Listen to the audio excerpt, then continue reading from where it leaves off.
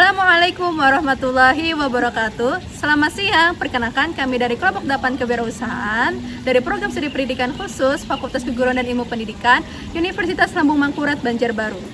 Kami di sini akan mempresentasikan hasil survei mata kuliah kewirausahaan yang diampu oleh Bapak Dr. Ananda Setiawan MPD. Maka dari itu, selamat menyaksikan. Perkenalkan, nama saya Wimna Jayani dengan 24.10127222008. Di sini saya ingin menjelaskan tentang teori survei pasar. Yang pertama ada pengertian survei, yang kedua ada tujuan survei pasar, dan yang ketiga ada metode pengumpulan data. Yang pertama ada pengertian survei. Survei adalah suatu metode penelitian yang digunakan untuk mengumpulkan data dari populasi yang besar dengan cara mengambil sampel.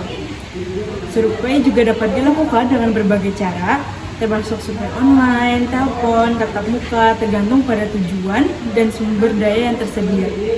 Yang kedua ada tujuan survei pasar. Tujuan survei pasar sangat penting dalam membantu perusahaan memahami kondisi pasar dan merumuskan strategi pemasaran yang efektif. Berikut adalah beberapa tujuan utama dari survei pasar. Yang pertama ada segmentasi pasar, terus yang kedua ada analisis perilaku konsumen, yang ketiga ada perencanaan pemasaran, yang keempat evaluasi strategi pemasaran, yang kelima penentuan harga, dan yang terakhir analisis kompetitor. Selanjutnya ada metode pengumpulan data. Yang pertama yaitu wawancara. Metode ini melibatkan interaksi langsung antara peneliti dan responden. Terus yang kedua ada observasi. Observasi adalah metode di mana peneliti mengamati fenomena atau perilaku secara langsung. Yang ketiga ada kuesioner. Kuesioner adalah alat yang digunakan untuk mengumpulkan data dari responden melalui serangkaian pertanyaan tertulis. Yang keempat ada studi dokumen.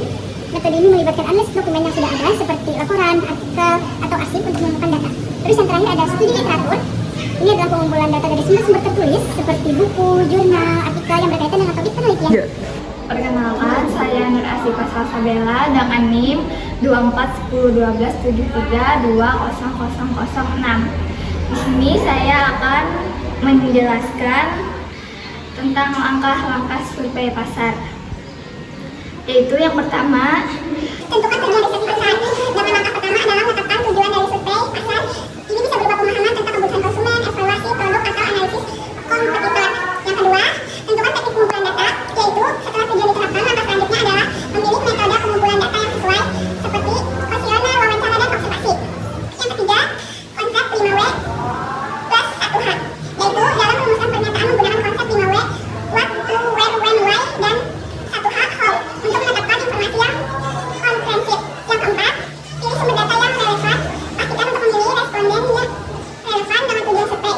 Misalnya, jika survei berkaitan dengan produk bayi, maka responden yang tepat adalah ibu hamil atau baru melahirkan. Yang kelima, lakukan survei pasar.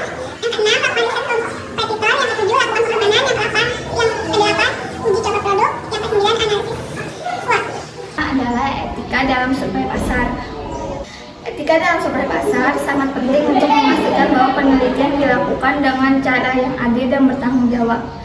Berikut adalah prinsip etika yang harus diperhatikan dalam survei pasar, yaitu 1. Persetujuan informasi. Responden harus diberikan informasi yang jelas tentang tujuan survei, bagaimana data akan digunakan, dan bahwa partisipasi mereka bersifat. Yang kedua adalah privasi dan kerahasiaan. Yang ketiga adalah transparansi. Yang keempat adalah tidak menipu. Yang kelima adalah penyampaian data yang etis. Yang keenam, hormati hak responden. Yang ketujuh, analisis yang objektif. Yang keenam adalah alat dan teknik survei, yaitu kuesioner, yaitu adalah alat yang paling utama digunakan untuk mengumpulkan data dari responden. Yang kedua, wawancara, yaitu dapat dilakukan secara langsung Atau melalui telepon.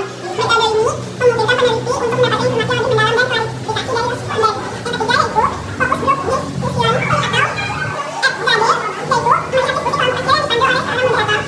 Yang keempat yaitu aplikasi. Metode ini melibatkan pengamatan langsung terhadap perilaku konsumen dalam konteks alami mereka. Yang kelima dan terakhir yaitu analisis sekunder, yaitu menggunakan data yang sudah ada seperti laporan industri, statistik pemerintah atau penelitian sebelumnya untuk mendapatkan informasi yang relevan tanpa harus mengumpulkan data baru. Baik, perkenalkan nama saya Nabil Febrianti, NIM 24101722200007. Di sini saya akan menjelaskan hasil survei kami mengenai King Donuts. Nah, Seperti dengan namanya, yaitu King Donuts, kami juga mensurvei produknya, yaitu adalah donat. Lokasi survei kami yaitu Jalan Veteran, RW 05, Sungai Sipai, Kecamatan Martapura, Kabupaten Banjar, Kalimantan Selatan. Nah, metode yang survei kami lakukan adalah metode offline, yaitu kami mendatangi ke tempatnya, yaitu King Donuts yang bertepatan pada Jalan Sipai, dan menemukan narasumbernya langsung, yaitu pemilik King Donuts. Jumlah responden kami yaitu pemilik produk jualan tersebut, yaitu Bapak Ali Vanor. Nah, hasil utamanya terbagi dari menjadi 3, yaitu pada bagian tren permintaan produk, pada bagian pendapat konsumen, kemudian 3 pada bagian potensi pasar. Nah, pada bagian tren permintaan produk, King Donuts yang merupakan nama usaha yang dikembangkan oleh Bapak Ali Vanor mengalami peningkatan produk ketika ada diskon jika dibeli sebanyak 40 dus. Dan ada terdapat endorsement juga mayoritas pembeli adalah anak-anak sekolah, remaja akhir atau remaja awal. Hal ini menunjukkan peningkatan penjualan berfokus pada kalangan muda.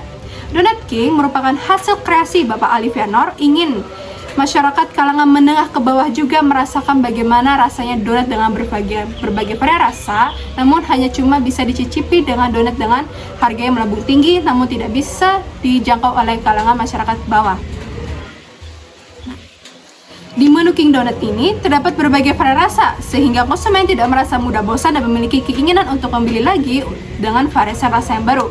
Nah, kemudian kita beralih ke bagian 2, yaitu pada bagian pendapat konsumen. King Donut memberikan harga yang ramah di kantong masyarakat menengah ke bawah, yaitu kita bisa mendapatkan 12 donat dengan harga 40.000, sangatlah murah.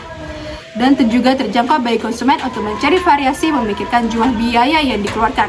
Pada bagian potensi pasar, itu pada bagian 3, King Donuts ialah mayoritas pembeli King Donuts ialah kalangan remaja. Terdapat potensi mengembangkan usaha tersebut dengan meningkatkan promosi di platform populer di TikTok dan Instagram. Kemudian potensi pasar pada King Donuts terlihat dari inovatif Bapak Alfianor yang mengembangkan donat premium namun dengan harga terjangkau. Hal ini menyaingi brand Dunkin Donuts yaitu Jacobs dan Dunkin Donuts lihat dari harga yang diberikan. Nah, kemudian rekomendasi yang kelompok saya dapat berikan yaitu disebabkan donat hanya laris di kalangan remaja karena dianggap menyukai hal-hal manis berbeda dengan kalangan yang tua. Namun bagaimana jikalau Bapak Alfianor mengembangkan donat itu menjadi berbagai varian dengan rasa asin, yaitu dibuat dengan donat dengan variasi burger tersebut. Maka dari itu saya yakin bahwa dengan penjualan seperti itu akan meningkatkan pada bagian kalangan tua. Baik, sekian dari hasil survei saya.